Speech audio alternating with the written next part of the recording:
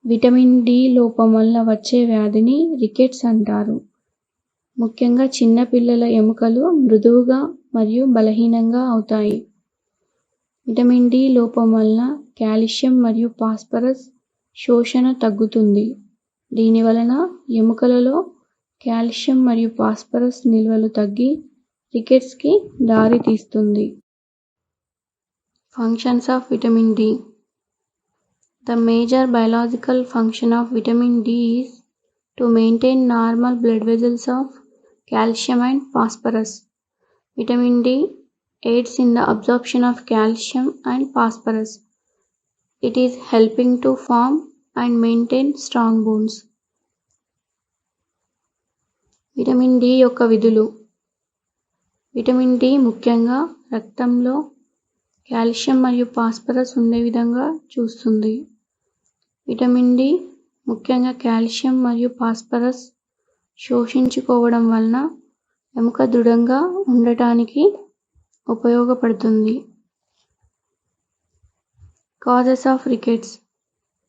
Rickets రావడానికి గల కారణాలు: మాల్న్యూట్రిషన్, పోషకాహార లోపం, malabsorption of vitamin D, vitamin డిని శోషించుకోలేకపోవడం, బిలియరీ డిసీజెస్, పిత్తాశయానికి సంబంధించిన వ్యాధులు, గ్యాస్ట్రిక్ అబ్నార్మాలిటీస్, జీర్ణకోశ వ్యాధులు, రీనల్ డిసీజెస్, మూత్రపిండ వ్యాధులు.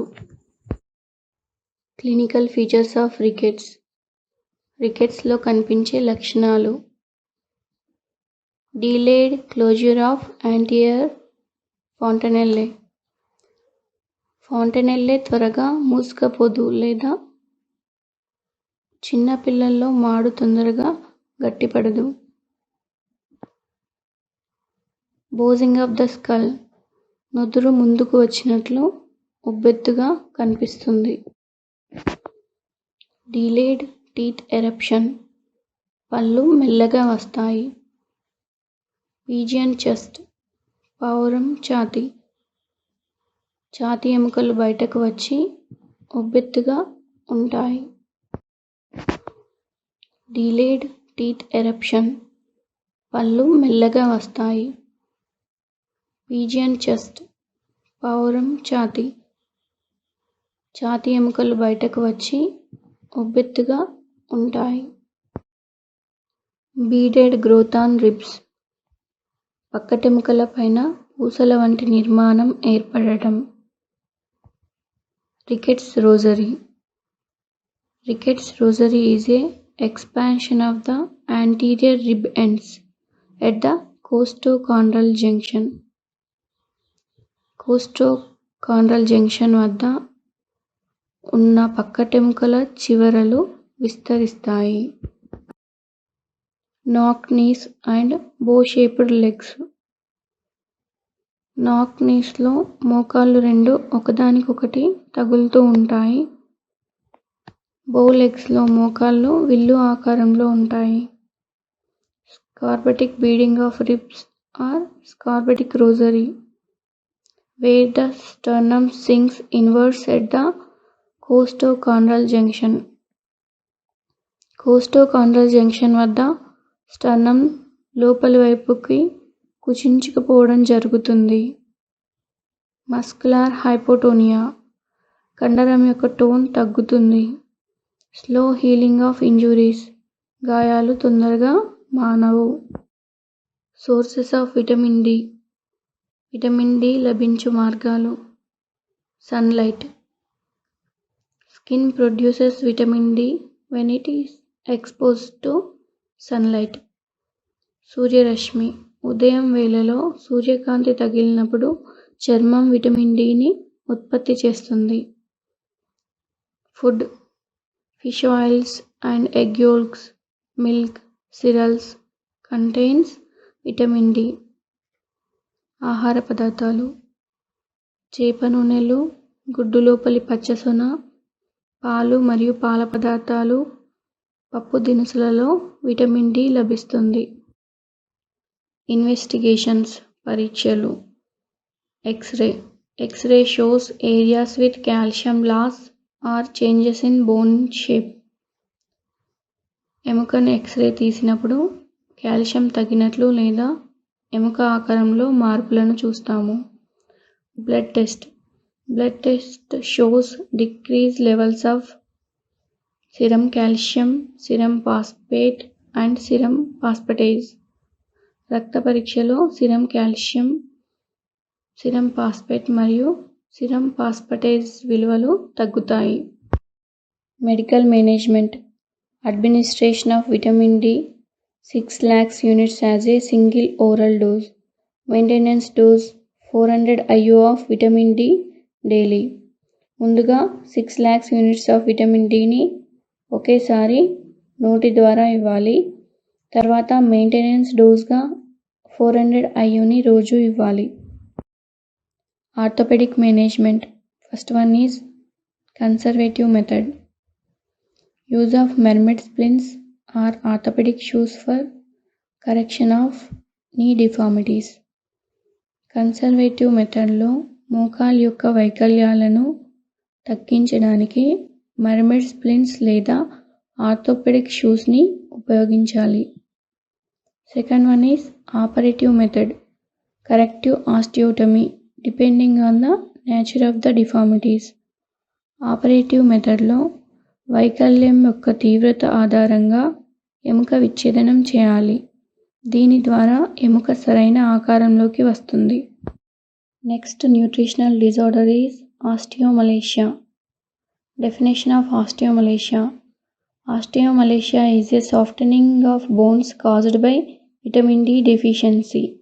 Osteomalacia అనగా విటమిన్ డి లోపం వలన వస్తుంది. ఎముకలు మెత్తగా ఉంటాయి. ఎదుగుతున్న పిల్లల యొక్క ఎముకలలో కనిపిస్తుంది.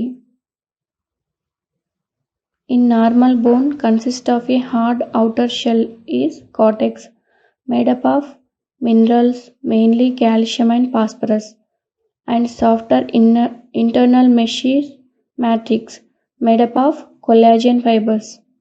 These collagen fibers are coated by minerals. This process is called mineralization. The strength of a new bone depends enough mineral covering the collagen matrix. సాధారణ ఎముకలో ఎముక యొక్క బయట పొర అంటే కార్టెక్స్. ఈ కార్టెక్స్ కాల్షియం మరియు ఫాస్ఫరస్ మినరల్స్తో తయారవుతుంది. లోపలి పొర అంటే మ్యాట్రిక్స్. ఈ మ్యాట్రిక్స్ కొల్లాజెన్ ఫైబర్స్తో తయారవుతుంది. ఈ కొల్లాజెన్ ఫైబర్స్ మినరల్స్తో నింపబడతాయి. దీన్నే మినరలైజేషన్ అంటారు. ఎముక యొక్క దృఢత్వం అనేది కొల్లాజెన్ మ్యాట్రిక్స్లో ఉన్న మినరల్స్ మీద ఆధారపడి ఉంటుంది. Osteomalacia happens if mineralization does not take place properly. In osteomalacia, more and more bone is made up of collagen matrix without a mineral covering. So the bones become soft. These softened bones may bend and crack, and this can be very painful. ఈ mineralisation జరగకపోతే osteomalacia వస్తుంది. Collagen మ్యాట్రిక్స్లో minerals ఉండకపోవడం వల్ల ఎముక మెత్తబడుతుంది. ఈ విధంగా మెత్తబడిన ఎముక వంగిపోవడం లేదా పగులు రావడం మరియు నొప్పిగా ఉండడం జరుగుతుంది. కాజెస్ కారణాలు vitamin D deficiency. Vitamin D లోపం వలన లిటిల్ ఎక్స్పోజర్ టు సన్లైట్. శరీరానికి సూర్యకాంతి తక్కువ తగలడం వలన. Eat a diet low in vitamin D. Vitamin D తక్కువగా ఉన్న ఆహారం తీసుకోవడం వలన. క్లినికల్ ఫీచర్స్ కనిపించే లక్షణాలు బోన్ పెయిన్స్ ఎముకలలో నొప్పి, మస్కులర్ వీక్నెస్ కండరాల బలహీనత, స్పాంటేనియస్ ఫ్రాక్చర్స్ ఎముకలు విరగడం, లేట్ ఆస్టియోఆర్థరైటిస్ రావచ్చును. Investigations X-ray, AP and lateral view, bone biopsy. ఎముకలోని కణజాలాన్ని సేకరించి మైక్రోస్కోప్ కింద పరిశీలించడాన్ని బోన్ బయాప్సీ అంటారు. సిరం కాల్షియం తగ్గుతుంది. Treatment vitamin D supplementation therapy 6 lakhs units as single oral dose. ముందుగా 6 లక్షల యూనిట్స్ ఆఫ్ విటమిన్ డిని ఒకేసారి నోటి ద్వారా ఇవ్వాలి. Maintenance dose of 400 IU of vitamin D. తర్వాత మెయింటెనెన్స్ డోస్గా 400 IU రోజు ఇవ్వాలి. Physiotherapy management, regular splinting and stretching of deformities. వైకల్యాలను తొలగించడానికి స్ప్రింట్స్ని మరియు స్ట్రెచింగ్స్ని చేయించాలి. డీప్ బ్రీతింగ్ ఎక్సర్సైజ్లు చేయించాలి. Strengthening exercise for all the muscles. అన్ని కండరాలకి బలం చేకూర్చే విధంగా స్ట్రెంథనింగ్ ఎక్సర్సైజ్ని చేయించాలి. Moist heat SWD, IFT, IR, paraffin wax for relieving pain and inflammation. నొప్పి మరియు వాపు తగ్గించడానికి moist heat SWD, IFT, IR, paraffin wax వంటి పెయిన్ రిలీవింగ్ మోడాలిటీస్ని ఉపయోగించాలి. వీటి గురించి మనము ఎలక్ట్రోథెరపీలో నేర్చుకుంటాము. జాయింట్ మొబిలిటీ ఎక్సర్సైజ్ చేయించాలి. హైడ్రోథెరపీ అంటే నీటిని ఉపయోగించి చేసే చికిత్సను హైడ్రోథెరపీ అంటారు. Aerobic exercises to improve overall endurance పెంచడానికి ఎరోబిక్ ఎక్సర్సైజ్ చేయించాలి. ఈ ఎక్సర్సైజెస్ అన్నీ మనం ఫస్ట్ ఇయర్లో నేర్చుకున్నాము. Advise the patient to take diet rich in protein and minerals. Proteins మరియు మినరల్స్ అధికంగా ఉన్న ఆహారం తీసుకోని విధంగా సూచించాలి. Next nutritional disorder is osteoporosis. Definition of osteoporosis. It is the metabolic bone disease characterized by a different reduction in the bone density due to decrease in the bone mass. Osteoporosis అనేది ఒక metabolic bone disease. ఇందులో ఎముక ద్రవ్యరాశి that is bone mass, ఎముక ద్రవ్యరాశి తగ్గడం వలన ఎముక సాంద్రత బోన్ డెన్సిటీ అనేది తగ్గుతుంది. దీనినే ఆస్టియోపోరోసిస్ అంటారు. Osteoporosis means porous bone.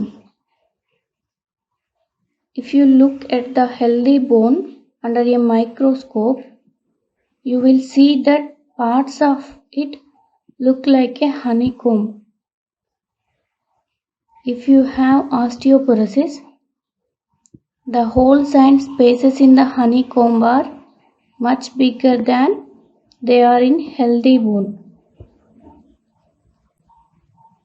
Osteoporosis ఎముక యొక్క కణాల పరిమాణం పెరుగుతుంది. దీనినే పోరస్ బోన్ అంటారు. సాధారణ ఎముకను మైక్రోస్కోప్ కింద పరిశీలించినట్లయితే తేనెతెట్టులాగా కనిపిస్తుంది.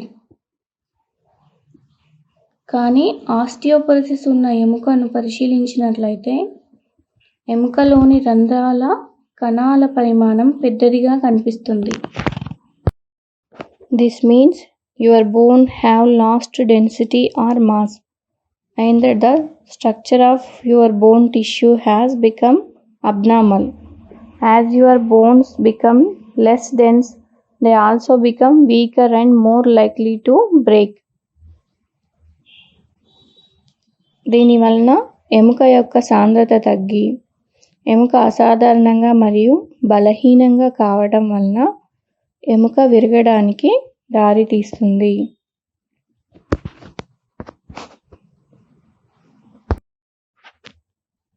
Osteoporosis causes. ఆస్టియోపోరోసిస్ యొక్క కారణాలు. సెనిలిటీ మీన్స్ ఓల్డ్ ఏజ్, వృద్ధాప్యము. పోస్ట్ ఇమ్మొబిలైజేషన్, సర్జరీ అయిన తర్వాత శరీర భాగాలని కదల్చకుండా ఉండడము లేదా ఇమ్మొబిలైజేషన్లో ఉన్న తర్వాత. ప్రోటీన్ డెఫిషియన్సీ, ప్రోటీన్ల లోపం వలన.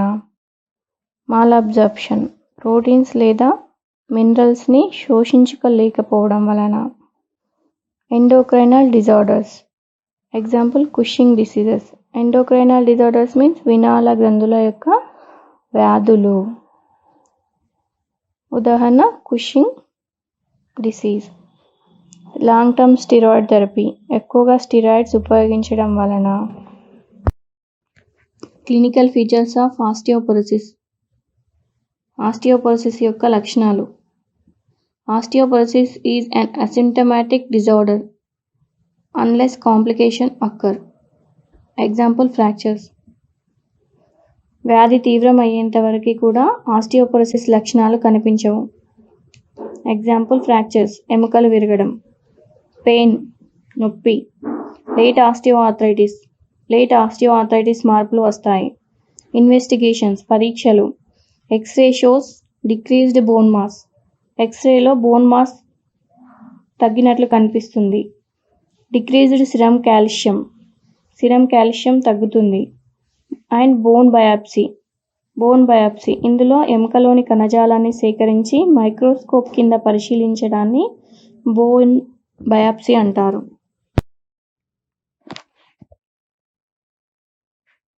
Treatment of osteoporosis. High protein diet, ప్రోటీన్లు ఎక్కువగా ఉన్న ఆహారాన్ని ఇవ్వాలి. కాల్షియం ఎక్కువగా ఉన్న ఆహారం ఇవ్వాలి. అడ్మినిస్ట్రేషన్ ఆఫ్ ఆండ్రోజెన్స్ ఇవ్వడం. Vitamin D supplements, vitamin D మాత్రలు ఇవ్వాలి. Physiotherapy management. Active exercise at all the joints, అన్ని కీళ్ళకి యాక్టివ్ ఎక్సర్సైజ్ చేయించాలి. యాక్టివ్ ఎక్సర్సైజ్ అంటే పేషెంట్ తనకు తాను చేసే ఎక్సర్సైజెస్ని యాక్టివ్ ఎక్సర్సైజెస్ అంటారు. Aerobic and breathing exercises for overall endurance పెంచడానికి ఏరోబిక్ మరియు బ్రీతింగ్ ఎక్సర్సైజ్ చేయించాలి. Weight bearing exercises develops strong bones. Weight bearing exercise చేయించాలి. శరీరం యొక్క బరువుని లేదా వివిధ రకాల బరువుని ఉపయోగించి చేసే ఎక్సర్సైజ్ని వెయిట్ బేరింగ్ ఎక్సర్సైజెస్ అంటారు. దీని ద్వారా ఎముకల దృఢత్వం పెరుగుతుంది. Prophylactic bracing of spine to avoid spinal fractures. Spine deformities రాకుండా ప్రొఫైలాక్టిక్ బ్రేసెస్ ఇవ్వాలి. అదేవిధంగా స్పైన్ ఫ్రాక్చర్స్ కాకుండా ఈ స్పైనల్ బ్రేసెస్ ఉపయోగిస్తారు. General strengthening exercises to all the muscles. అన్ని కండరాలకి స్ట్రెంథెనింగ్ ఎక్సర్సైజ్ చేయించాలి. ఈ ఎక్సర్సైజెస్ ఎముకలను మరియు కండరాలను బలంగా ఉంచుతుంది. In this nutritional disorder, already we have discussed all the nutritional disorder like osteomalacia, rickets, osteoporosis. So according to that, in our intermediate point of view, you have a questions like write about rickets, what is osteoporosis, what is hypercorticosteroidism, and what is the treatment for osteomalacia, what is the scurvy and what are the causes. Write the clinical features of scurvy and its management. Thank you for listening. And please practice all the questions. Thank you.